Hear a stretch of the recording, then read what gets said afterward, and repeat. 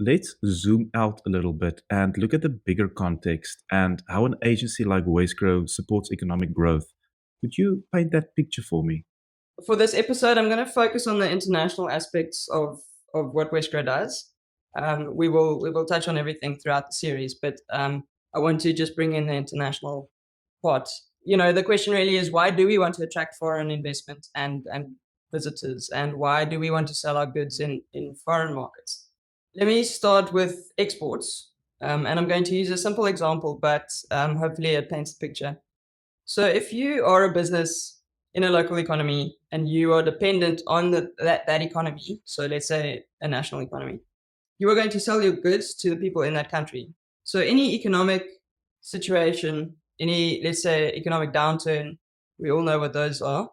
Any economic downturn, the consumption of the people in that country is going to get less. Your market size depends on the size of the country. It depends on the spending power of the people in the country. But if you export, then you can de-risk that to an extent. So you can export to a market which has a completely different economic context, where people perhaps have much higher spending power, and different markets. So different times, different markets have different situations, and so the more you're in, less risky it is overall. So a very simple example, and it's a bit of an extreme example, but it happened, and that was the ban on alcohol sales in South Africa during COVID.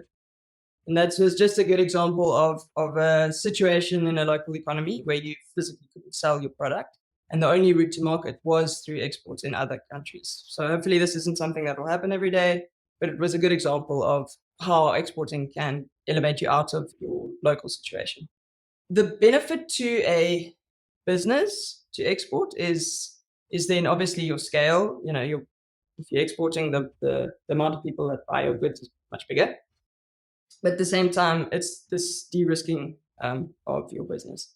But for a local economy or for economic growth, it's also important because a business in a town where there's a downturn, but they're selling to a market with spending power, that business can actually grow and employ more people. And the people in that business then have a high spending power and can spend money on the local economy. So there are benefits to the local economy if one business or two businesses and the more businesses in the local economy that are able to withstand any local downturns can have beneficial impact across the local economy.